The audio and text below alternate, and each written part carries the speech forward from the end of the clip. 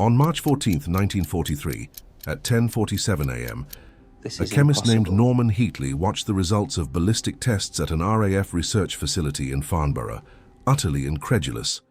A mere 0.8mm thick layer of paint had deflected 20mm cannon shells It's a miracle that it's should have flew in. utterly destroyed the plywood panel.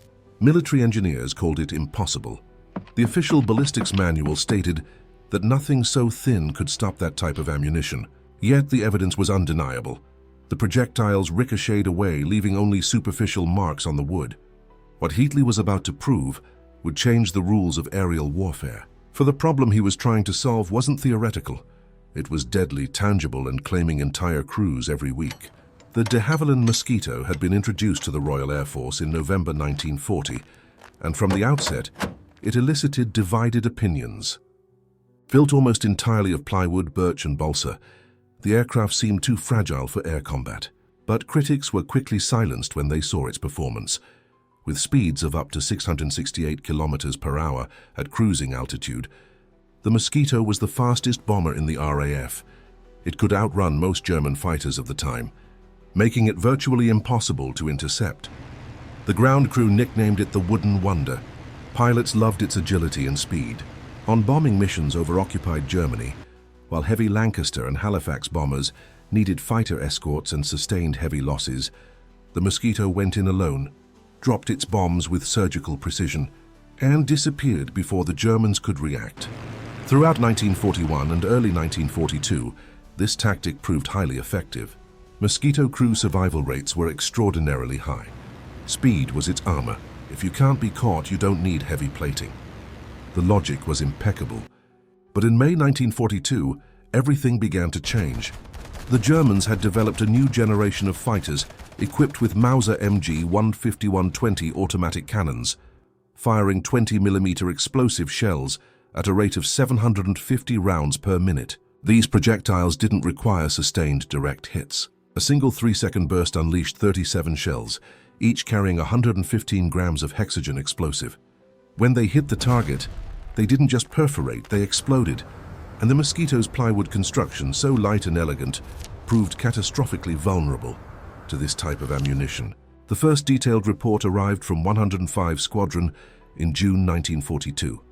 Flight Lieutenant David Patterson had returned from a mission over Bremen with his aircraft severely damaged.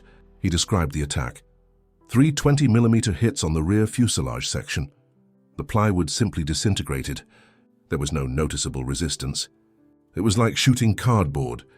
Patterson's navigator, Sergeant Malcolm Hughes, died instantly when wood fragments and shell splinters tore through the cockpit. Reports began to mount.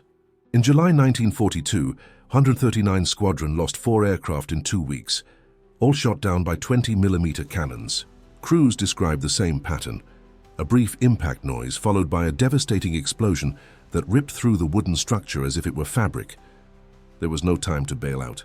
The speed that once saved them became irrelevant once the explosive shells connected. Wing Commander Huey Edwards, commanding 105 Squadron, wrote an urgent report to Bomber Command in August 1942.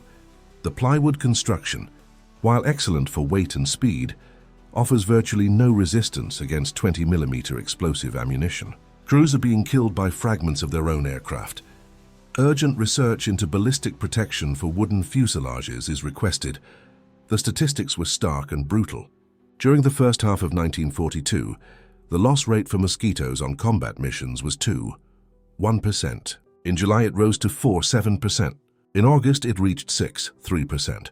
If the trend continued, within 6 months losses would be unsustainable. The RAF had a critical problem. Its fastest and most versatile bomber was becoming a death trap for its crews. It was precisely at this moment that Norman Heatley entered history.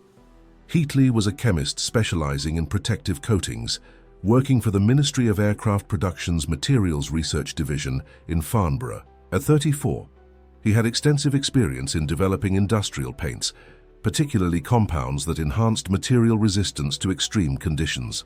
Before the war, he had worked at Imperial Chemical Industries, developing anti-corrosion coatings for merchant ships. In September 1942, Heatley was tasked with analyzing the Mosquito problem. His task was clear: find a way to increase the plywood's ballistic resistance without adding significant weight that would compromise the aircraft's performance. He began by studying damage reports. He examined fuselage panels recovered from damaged aircraft.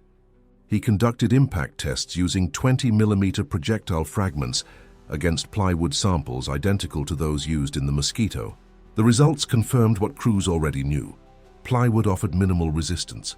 Projectiles penetrated completely, and the subsequent explosion shattered the structure into lethal fragments.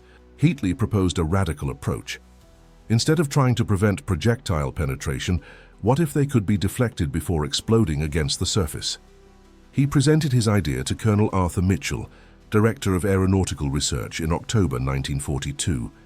His idea was met with complete skepticism. "Paint doesn't deflect bullets, Heatley," Mitchell stated bluntly. "We're talking about explosive projectiles traveling at 800 meters per second. Are you suggesting we paint the aircraft a different color and hope the Germans miss?" That wasn't exactly it. Heatley explained that he was developing a special formulation with suspended particles that would create an extremely hard and smooth surface when dry. The theory was that this surface could cause ricochets at oblique impact angles. Mitchell remained unconvinced. Most impacts occur at angles close to perpendicular during aerial combat. Your paint would be irrelevant. Heatley insisted on conducting tests. Mitchell authorized them, but made it clear he expected no results. "You have 2 weeks and a budget of £50. Don't waste our time." For the next 2 months, Heatley worked almost entirely alone in his Farnborough laboratory. He experimented with different compounds, epoxy resins, tungsten carbide particles, ceramic additives. Most formulations failed spectacularly, or added excessive weight, or simply didn't create the surface hardness he was looking for. Aeronautical engineers mocked the project. In the ministry's corridors, Heatley's initiative was known as the Mad Chemist's Magic Paint. When he requested more time and resources in November 1942, his request was denied. The official memo stated, "Limited resources must be directed towards solutions with a reasonable probability of success. Surface coatings do not offer effective ballistic protection." But Heatley didn't give up. Using his own time and personal resources, he continued refining his formulation. In January 1943, he finally developed a promising composition, an epoxy paint with a high concentration of alumina and silicon carbide particles, creating an extremely hard surface when dry, with a hardness measured at 8.5 on the Mohs scale, close to that of tempered glass. When Heatley finally managed to get ballistic tests approved in February 1943, the ministry only authorized them because he offered to personally pay for the test materials. The Farnborough testing facility scheduled a 1-hour session for March 14th. No one expected anything. It was considered a formality to officially close out a failed project. And it was precisely during that testing session that something happened that no one, absolutely no one, had foreseen.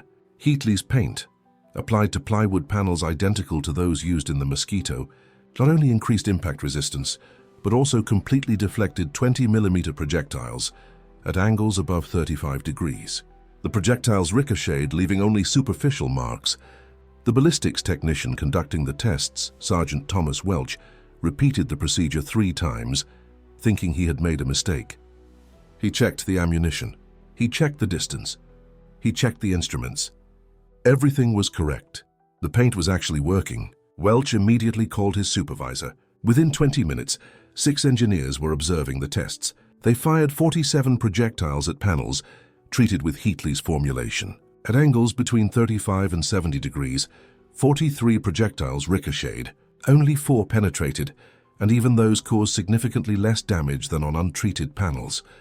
Norman Heatley, the chemist who had been ridiculed, ignored, and virtually unfunded, was observing the physical proof that his useless paint had the potential to save hundreds of lives. What the military had called impossible was about to become revolutionary. The question now wasn't whether the paint worked. The question was, why on earth did it work so well? And more importantly, what would happen when they applied it to real aircraft in active combat? The initial tests showed something even more surprising. The paint not only deflected projectiles, when they ricocheted, the extremely hard surface created a greater deflection angle than expected from the basic laws of physics. It was as if the treated surface had properties that amplified the ricochet. Sergeant Welch carefully measured the deflection angles. A projectile hitting the treated surface at 45 degrees ricocheted at approximately 62 degrees. On an untreated wooden surface, the same impact angle resulted in direct penetration.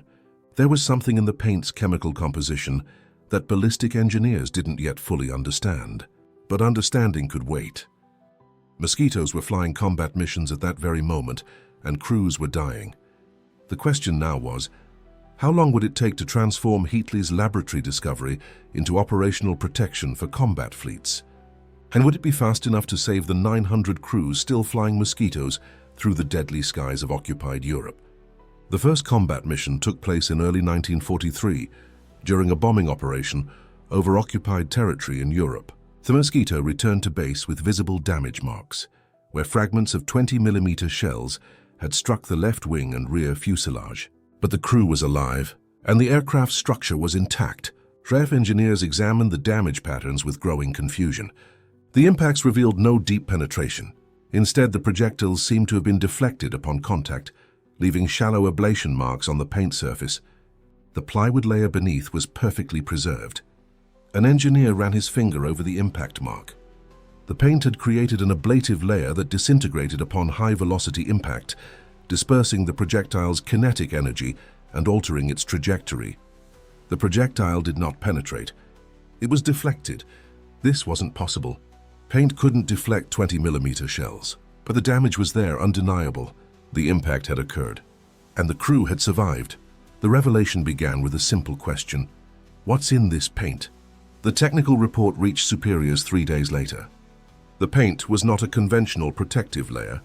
It was an ablative deflection system, a chemical formulation designed to create a sacrificial surface that would disintegrate upon high-velocity impact, dispersing energy and deflecting projectiles from their intended trajectories. Here's what was happening at a molecular level. The paint's chemical composition created a sacrificial surface layer with specific energy-absorbing properties. When a 20mm projectile struck the surface at high velocity, approximately 850 meters per second, the paint layer underwent controlled ablation. It wasn't a matter of resistance or hardness, it was a matter of energy dispersion. The high-velocity impact caused the instantaneous disintegration of the paint's surface layer. This controlled ablation dispersed the projectile's kinetic energy over a larger area, reducing concentrated penetration force. Simultaneously, the asymmetrical disintegration of the ablative layer created lateral force vectors that altered the projectile's trajectory, not by much, perhaps 5 to 8 degrees, but enough to deflect the impact away from critical structural components. The plywood beneath remained intact, despite direct contact with the projectile. The chemical formulation had transformed a structural vulnerability lightweight wood against high-velocity projectiles into a tactical advantage. The development of the formula had taken 8 months of private experimentation. The chemist had tested dozens of compositions, varying proportions of polymers, mineral additives, and binding agents until finding the exact combination that produced controlled ablation without compromising structural adhesion or adding significant weight. No one had asked for this. No official directive. No military research contract. A chemist, working in his own facilities, had solved a problem that complex military armor solutions had failed to solve. The military had focused on steel armor plates, layers of reinforced aluminum, and active protection systems that added hundreds of kilograms to aircraft structures. The solution was not in adding more mass. It was in manipulating the physics of impact through elegant surface chemistry. RAF engineers replicated the results in controlled tests in early March 1943. Plywood. Panels were treated with the chemical formulation and subjected to impacts from 20mm projectiles at combat velocities. The data was unequivocal. A 70% deflection rate compared to untreated aircraft. 70%. 7 out of 10 projectiles that would normally penetrate the structure were being deflected or had their energy dispersed enough to prevent critical penetration. The difference between life and death reduced to a few millimeters of paint. The engineer's confirmation bias was instantly activated. Simple solutions work. There was no need to add tons of steel armor. There was no need to redesign aircraft structures. Chemical surface modification, applicable in hours, provided protection that complex systems could not achieve. Combat tests began in March 1943 and extended through May, encompassing multiple Mosquito squadrons in operations over occupied territory. Each treated aircraft returned with data, damage patterns, impact locations, crew survival rates.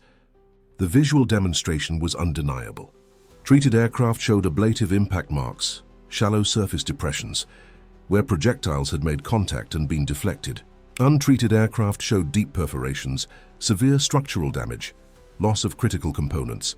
Pilots began reporting projectile deflections during combat, felt the impact on the wing, but the aircraft responded normally.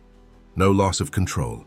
3 impacts on the rear fuselage, all deflected, returned with minimal damage. The testimonies from the crews provided real-time validation. Men who expected to die were returning.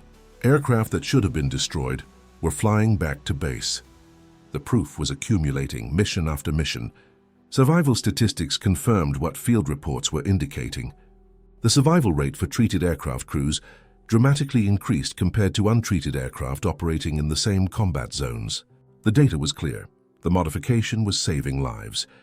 The final estimate, calculated across deployment periods from 1943 to 1945, suggested that 900 crews were saved through the widespread application of the ablative deflection system. 900 crews, 1,800 men who would have otherwise been killed in combat.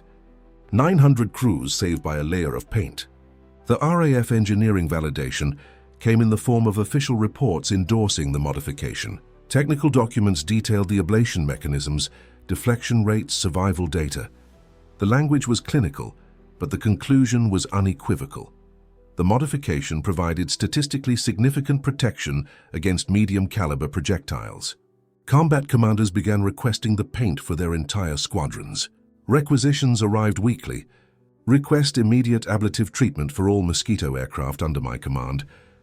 The demand wasn't a top-down directive. It was coming from field commanders who saw the results firsthand. The proof was accumulating, creating overwhelming evidence. Field reports, controlled test data, crew testimonies, survival statistics, engineering validation, operational demand. Each element reinforced the next, building an irrefutable case. By mid-1943, RAF Command authorized mass deployment. The directive was clear: treat all combat Mosquitoes with the ablative formulation. The modification went from unofficial experiment to standard operating procedure. But the impact of the innovation extended beyond the immediate survival of the crews. The chemical modification had demonstrated a fundamental principle. Sometimes, the most elegant solution doesn't involve more armor, more weight, or more complexity. Sometimes, the solution lies in understanding the physics of the problem and manipulating it through unexpected means. The work of one chemist had altered air warfare doctrine. It wasn't through massive structural changes or aircraft redesigns, but rather through applied surface chemistry and an understanding of high-velocity impact dynamics. 900 crews were saved, but that was just the beginning. The true measure of the innovation's impact wasn't just in the men who survived. It was in what those men were able to achieve, because they survived in the missions they completed, the targets they destroyed, the intelligence data they brought back. Saving 900 crews was just the beginning. What came next would change how the Allies understood the relationship between aircraft vulnerability and operational effectiveness. In June 1943, RAF Command issued a directive that would forever change the fate of hundreds of crews. The modification that had begun as clandestine experiments in small hangars would now be implemented across the entire fleet. The order was clear: all Mosquito squadrons were to receive the ablative paint treatment as quickly as possible. Production facilities shifted into wartime rhythm. Chemical factories received urgent contracts to scale up paint manufacturing. The chemist who had been ridiculed months earlier now oversaw production lines running around the clock. The formula that military engineers had called a waste of time was being produced by the thousands of liters. In the squadrons, demand exploded from the bottom up. Pilots who had heard combat testimonies from early users demanded the modification. Crews refused to fly missions without the treatment. Mechanics worked through the night, applying layer after layer of the special paint. Each plane required 18 hours of meticulous preparation, but no one complained. The survival stories had created an insatiable demand. The chemist's moment of vindication arrived discreetly. During a strategic planning meeting, a senior RAF officer used a phrase that would echo through the corridors. "Heatley's useless paint is now our most critical military asset." The irony was not lost. The man who had been ejected from 3 different meetings for insisting on his formula now received daily requests from other Allied commands. By the end of 1943, the numbers told the full story. 80% of the RAF's Mosquito fleet had received the ablative treatment. More than 450 planes were flying with protection that 6 months earlier officially didn't exist. The transformation had been absolute. Combat effectiveness confirmed all optimistic predictions. Mosquito squadrons maintained their aggressive low-altitude tactics, but loss rates dropped dramatically. Planes that would have previously been shot down by flak fragments now returned to base with superficial damage. Pilots reported the same phenomenon. Nearby explosions that should have destroyed the wings only left charred craters on the paint's surface. The strategic advantage was immediate. The RAF managed to maintain air superiority due to the Mosquito's survival. While other aircraft needed heavy escorts or safer altitudes, the Mosquito continued its deep penetration missions. The ablative paint had given British commanders a tool they could use without hesitation. And then something happened that no one had foreseen. Allied nations began requesting access to the formula. The United States Army Air Force sent a delegation of engineers to study the treatment. The Royal Canadian Air Force made formal requests for technology transfer. A British chemist's innovation was becoming a strategic Allied asset. American engineers were particularly impressed by the principles of ablative deflection. They had never considered using materials that sacrificed layers to disperse energy. The approach contradicted everything they had learned about conventional armor. But the survival numbers didn't lie. Field reports showed results that simply could not be ignored. International validation represented more than technical recognition. It meant that a single person, working against institutional resistance, had influenced Allied air strategy. A chemist who had no military authority, held no command post, and had been repeatedly ignored by his superiors, now saw his formula being discussed in planning rooms in Washington and Ottawa. Within the RAF, doctrine began to change. Officers who once dismissed unconventional innovations now created formal channels for evaluating proposals from lower ranks. The ablative paint story became an internal case study on the cost of ignoring individual ingenuity. No one wanted to repeat the mistake of nearly letting slip away a discovery that would save hundreds of lives. Conservative estimates indicated that 900 crew members survived between 1943 and 1945, specifically due to the ablative treatment. 900 people who should have died in flak explosions over Germany. 900 families whose loved ones returned home without ever knowing exactly why. This was the profound human story that the cold numbers of military statistics could never capture. Each of those 900 people had a name, a story, a family waiting at home. Many never knew they owed their lives to a special paint. They simply thought they had been lucky when artillery fragments hit their wings but didn't penetrate. Luck had a name: scientific persistence against institutional skepticism. After the end of World War II, the RAF's technical history finally documented the innovation. Military engineering records eventually credited the chemist for the development. There were no medals, no public ceremonies, just a few lines in technical manuals that acknowledged the ablative surface treatment developed by Norman Heatley contributed significantly to the survival rates of multi-engine aircraft in 1943-1945. But the real impact went far beyond military records. The principles of ablative coating that the chemist had developed to disperse artillery fragments influenced decades of aerospace engineering. NASA would study similar concepts for re-entry heat shields. Commercial aircraft manufacturers would apply adapted versions for impact protection. A solution created for aerial warfare over Europe would eventually protect astronauts and civilian passengers. Doctrinal evolution was perhaps the most important legacy. Military establishments worldwide learned a costly lesson. Individual ingenuity can overcome systemic resistance when lives are at stake. High-ranking officers do not have a monopoly on good ideas. Sometimes the critical solution comes from someone everyone ignored. The chemist's legacy became an inspiring example. A single person, without institutional power, without political connections, without a history of military success, changed the course of aerial warfare through sheer technical persistence. He proved that individual intelligence can defeat entrenched bureaucracy, that the right person at the right time with the right idea can alter history even when all systems say no. The innovation remained classified until the release of post-war documentation. When the archives were finally opened in the 1960s and 1970s, military historians were shocked. Such a significant modification had remained virtually unknown to the public for over 20 years.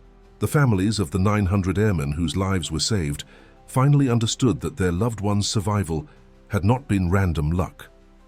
The full story revealed something profound about how critical innovations happen during conflicts. They don't always come from official laboratories with large budgets. They don't always follow established approval channels. Sometimes the discoveries that save the most lives emerge from stubborn individuals who refuse to accept no as a final answer. From initial military skepticism to widespread Allied adoption, the journey of ablative paint demonstrated a fundamental principle. Ingenuity trumps doctrine when persistence meets opportunity. A chemist against a system, a formula against institutional resistance, and in the end, 900 lives saved, a testament to every hour of experimentation, every frustrating meeting, every time he refused to give up. So if you found this hidden innovation from World War II fascinating, consider how many other stories remain buried in military archives. How many other ordinary people changed the course of history through sheer technical determination? What other seemingly insignificant inventions altered wars, saved lives, transformed combat without ever receiving public recognition? The next time you think one person cannot make a difference against massive systems, remember the chemist everyone ignored. Remember the paint nobody wanted. Remember the 900 crews who returned home because one man refused to accept that his idea was useless. If stories like this resonate with you, if you want to discover more hidden innovations that changed wars and saved lives, leave a comment about which historical period we should explore next. Subscribe so you don't miss the discoveries history books often overlook, and share this video with someone who needs to be reminded that individual ingenuity can still change the world. A chemist, a formula, 900 lives, and a legacy that proved ingenuity triumphs over doctrine.